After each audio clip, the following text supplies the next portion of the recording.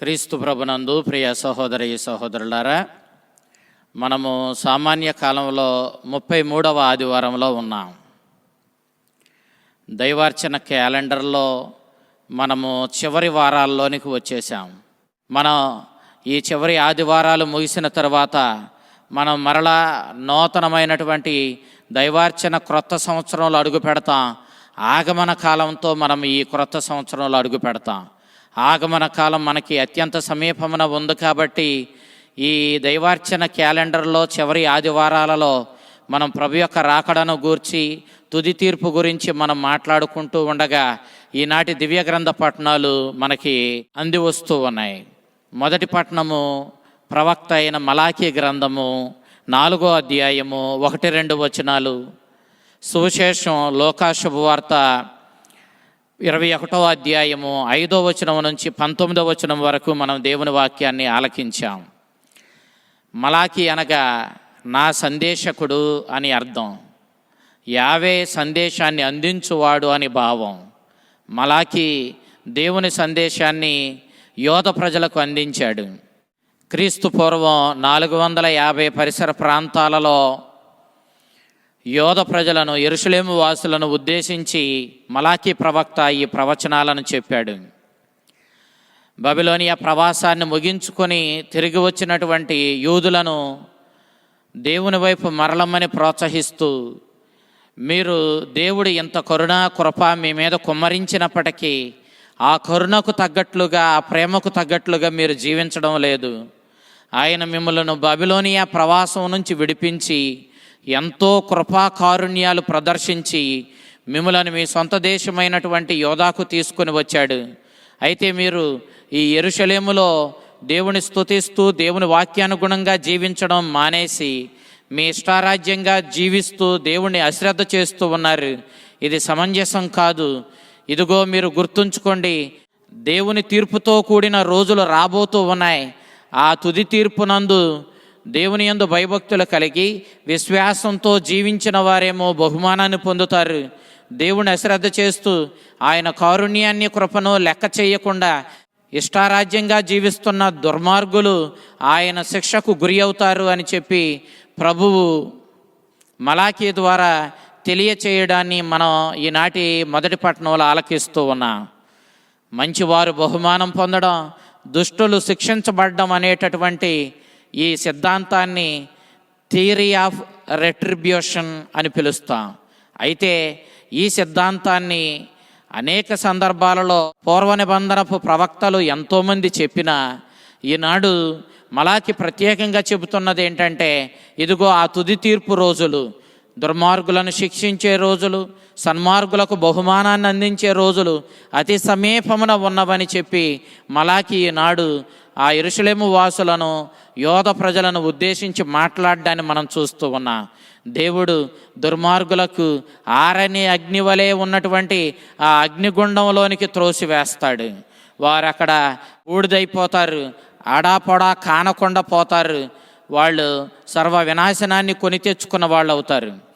కానీ సన్మార్గులు సూర్యకిరణాలు మీద పడినప్పుడు ఏ విధంగా అయితే శరీరము కావలసిన ఆరోగ్యాన్ని పుంజుకుంటుందో, ఉత్సాహాన్ని పుంజుకుంటుందో, పని చేయగలిగినటువంటి ఆ శక్తిని సూర్యుడు ఏ విధంగా తన కిరణాల ద్వారా ప్రాణులకు అందిస్తాడో, అంతే రీతిలో సన్మార్గులు దేవుని దగ్గర నుంచి ఆ యొక్క ఉత్సాహాన్ని, ఆ యొక్క బహుమానాన్ని పొందుకొని ఆరోగ్యాన్ని సంతరించుకొని ఉత్సాహముతో, ఆరోగ్యముతో వారికి ఉన్నటువంటి చిన్నపాటి గాయాల నుండి కూడా కోలుకొని వాళ్ళు దేవుని యందు వర్ధిల్లగలుగుతారు.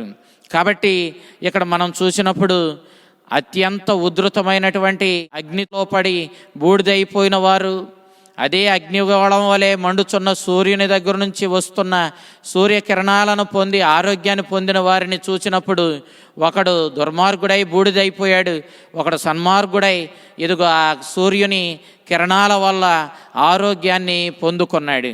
కాబట్టి దేవుడు నిజంగా నిత్యము ప్రకాశించే అగ్నిగోళం లాంటి సూర్యుని వంటి వాడే అయినా సన్మార్గులకు మీద ఒక ప్రభావాన్ని, దుర్మార్గుల మీద ఇంకో ప్రభావాన్ని చూపించడం మనం ఇక్కడ చూస్తూ ఉన్నాం. ఈ మాటలను మనం ఆలకించినప్పుడు ఇవన్నీ స్వయంగా దేవుడు చెబుతున్నట్లుగా మలాకీ ప్రవక్త చెప్పాడు. దేవుని మాటలనే మలాకీ ప్రవక్త తన నోట వెల్లడి చేస్తున్నట్లుగా మలాకీ చెప్పుకొచ్చాడు. కాబట్టి మనము దేవునిలో ఎలాంటి మార్పు లేదు. అతడు సన్మార్గులను దుర్మార్గులను ఒకే విధంగా చూస్తూ ఉన్నాడు. సూర్యుని మనం నిత్యము మండే అగ్నిగోళంగా మనం చూసినప్పుడు అదే అగ్నిగోళంలో పడి బూడిదైన వాడు దుర్మార్గుడైతే, అదే అగ్నిగోళం నుంచి వచ్చిన కిరణాలు పొంది ఆరోగ్యాన్ని పొందినవాడు సన్మార్గుడు. దేవుణ్ణి నిత్యము న్యాయంతో నీతితో ప్రకాశించేటటువంటి రగిలిపోయేటటువంటి సూర్యునిగా మనం చూసినప్పుడు ఆ సూర్యుని ప్రభావం ఇద్దరు వ్యక్తుల మీద వేరువేరుగా ఉండడం, సన్మార్గుని మీద ఒకలాగా దుర్మార్గుని మీద ఇంకొకలాగా ఉండడం మనం చూసినప్పుడు తుది తీర్పు ఏ విధంగా ఉండబోతుందో, ఆ దేవుని రాకడ వచ్చినప్పుడు, ఆయన తీర్పు తీర్చడానికి వచ్చినప్పుడు ఏ విధంగా ఆయన యొక్క కారుణ్యము కృప ప్రదర్శితమవుతాయో మనం ఇక్కడ స్పష్టంగా చూడగలుగుతూ ఉన్నాం. ఇక మనం సువిశేషానికి వచ్చినప్పుడు లోకా శుభవార్త 21వ అధ్యాయం 5వ వచనం నుంచి 19వ వచనం వరకు మనం చూసినప్పుడు ప్రభు లోకాంత్యం గురించి మాట్లాడడాన్ని మనం చూస్తూ ఉన్నాం. ప్రభు యెరూషలేము దేవాలయానికి వెళ్ళాడు. ఆ దేవాలయం బంగారు పొదుగులతో వజ్రవైడూర్య అలంకరణతో శోభీయమానంగా ఉండడం చూచి అక్కడ ఉన్నటువంటి యూదులు కొందరు ఈ దేవాలయాన్ని చూడండి ఎంత సుందరంగా ఉందో అని ఆ దేవాలయ సౌందర్యాన్ని వాళ్ళు మెచ్చుకుంటూ మురిసిపోతూ ఉండగా యేసుక్రీస్తు ఆ దేవాలయం గూర్చి ఈ విధంగా చెప్పాడు. ఇదిగో మీరు ఈనాడు ఈ దేవాలయ సౌందర్యాన్ని చూసి మురిసిపోతున్నారు. ఇదిగో ఒక రోజు రాబోతూ ఉంది. ఆ రోజు ఈ దేవాలయపు గోడలపై ఒక రాతి మీద ఇంకొక రాయి నిలబడనంత రీతిలో ఈ ఆలయము నేలమట్టం కాబోతూ ఉంది అని చెప్పి ప్రభు ప్రవచించడాన్ని మనం ఇక్కడ చూస్తూ ఉన్నాం. నిజానికి ప్రభు ఆలయం గూర్చి మాత్రమే కాదు, రానున్నటువంటి లోకాంత్యపు దినాలను గూర్చి ప్రభు ప్రవచించినట్లుగా మనం ఇక్కడ చూస్తూ ఉన్నాం. ఆలయాన్ని గూర్చి ప్రభు చెప్పిన ప్రవచనం క్రీస్తు శకం 70వ సంవత్సరంలో రోమియులు యూదులపై పడి వారి యొక్క ఆలయాన్ని నేలమట్టం చేసి దొరికిన యూదులందరినీ చంపడం, క్రీస్తు శకం 70వ సంవత్సరంలో జరిగిన ఈ సంఘటన ద్వారా ప్రభు ఆలయాన్ని గూర్చి ప్రవచించిన ప్రవచనం అక్షరాలా నెరవేరినట్లు మనం గమనిస్తూ ఉన్నాం. అంతేకాదు ప్రభు రానున్న రోజుల్లో జరగబోయే పరిస్థితులను ముందే వివరించాడు. ఆ లోకాంత్యం జరిగే ఆ రోజుల్లో భయంకరమైనటువంటి పరిణామాలు మీ కళ్ళ ముందు కనపడతాయి. మేమే మెస్సయ్యలమంటూ దొంగ మెస్సయ్యలు అనేక మంది వస్తారు. మేమే ప్రవక్తలమంటూ దొంగ ప్రవక్తలు అనేక మంది బయలుదేరి వాళ్ళు తమ సిద్ధాంతాలను తమ బోధనలను దేవుని సందేశంగా బోధించి అనేక మంది పెడత్రోవ పట్టడానికి వాళ్ళు కారకులవుతారని చెప్పి ప్రభు ముందే ప్రవచించాడు. అనేక మంది క్రైస్తవులను నిజంగా క్రీస్తుని సందేశానుసారము జీవించే సజ్జనులను కూడా వాళ్ళు దుర్మార్గపు మార్గంలో నడిపించి వాళ్ళను ప్రలోభపెట్టి మేమే ప్రవక్తలము నిజమైన మెస్సయ్యలమని చెప్పి వాళ్ళు వారిని పెడత్రోవ పట్టడానికి ప్రోత్సహిస్తారు. కాబట్టి మీరు ఎటు వెళ్ళవద్దు, మీరు నమ్ముకున్నటువంటి ఈ సువార్త మీదే ఈ సందేశం మీదే నిలబడి మీ నమ్మకాన్ని విశ్వాసాన్ని పెంచి పోషించుకోండి అంటూ ప్రభు హెచ్చరించడాన్ని మనం చూస్తూ ఉన్నాం. నేల మీద అనేకమైనటువంటి దురదృష్టకరమైన సంఘటనలు శ్రమలు సంభవిస్తాయి. ఈ భయంకరమైన సంఘటనలు జరిగినప్పుడు మీరు ధైర్యాన్ని కోల్పోవద్దు. ఇప్పటివరకు మీరు ఏ విశ్వాసాన్ని అయితే పెంచి పోషించుకుంటూ జీవించారో ఆ విశ్వాసంలో గట్టిగా నిలబడండి.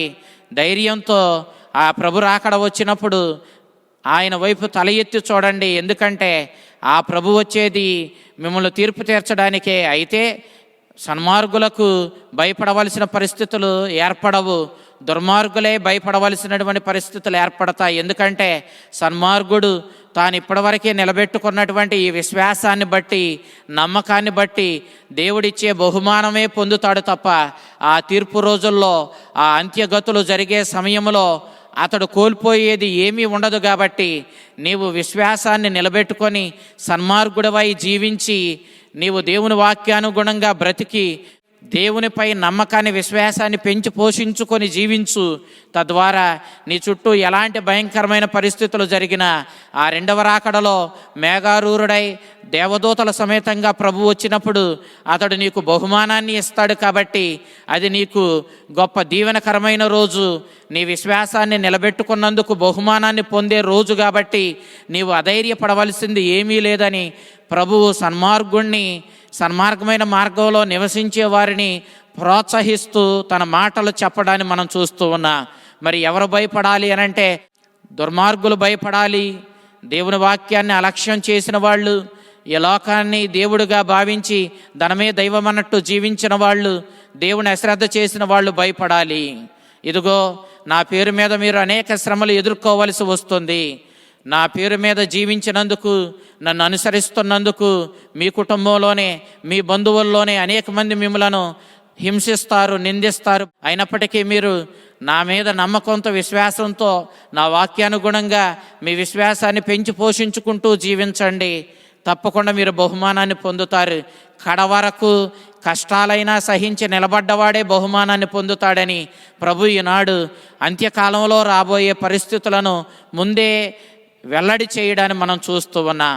దేశాల మధ్య యుద్ధాలు జరుగుతాయి, భూకంపాలు వస్తాయి, భయంకరమైనటువంటి పరిస్థితులు భూమి మీద నెలకొంటాయి, ఆకాశంలో విచిత్రమైనటువంటి పరిస్థితులు నెలకొంటాయి. కానీ ఈ పరిస్థితులన్నిటిలో కూడా మీరు నా మీద నమ్మకంతో, విశ్వాసంతో, నా చిత్తానికి, నా వాక్యానికి కట్టుబడి జీవించి మీ జీవితాలను ధన్యం చేసుకోండి. ఇది మీకు బహుమానం ఇచ్చే రోజు, ధైర్యంగా ఉండండి అంటూ అంత్యకాలం గూర్చి ప్రభు చెప్పడాన్ని మనం చూస్తూ ఉన్నాం. ప్రియ దేవుని బిడ్డలారా, మలాకి ప్రవక్త అంత్యకాలం గూర్చి చెబుతూ, మీరు సన్మార్గులైతే దేవుడిచ్చే బహుమానం పొందుతారు, దుర్మార్గులైతే ఆ అగ్నిగుండంలో పడవేయబడి బూడిదవుతారు, అడాపోడా కానరాకుండా పోతారని మలాకి ప్రవక్త చెప్పిన అదే భావాన్ని ఈనాడు క్రీస్తు ప్రభు కూడా ప్రత్యేకంగా మనకి స్పష్టంగా తెలియజేయడాన్ని మనం ఇక్కడ చూస్తూ ఉన్నాం.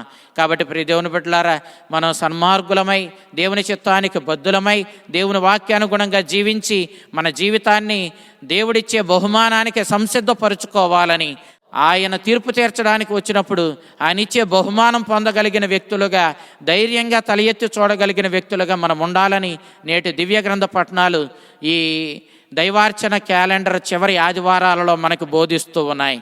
అలాంటి సన్మార్గమైన జీవితాన్ని, నీతిమంతమైన జీవితాన్ని దేవుణ్ణి అంటిపెట్టుకుని ఆయన వాక్యానుగుణంగా నమ్మకంతో, విశ్వాసంతో ఆ వాక్యాన్ని జీవితంలో పాటిస్తూ జీవించే జీవితాన్ని మనకివ్వమని ప్రభువుని అడుగుదాం. ఆ కరుణామయుడు మనలను నీతిమంతులుగా చేసి ఆయన వాక్యానుగుణంగా, ఆయన చిత్తానుసారము జీవించే బిడ్డలుగా మనల్ని బలపరిచి కాచి కాపాడునుగాక.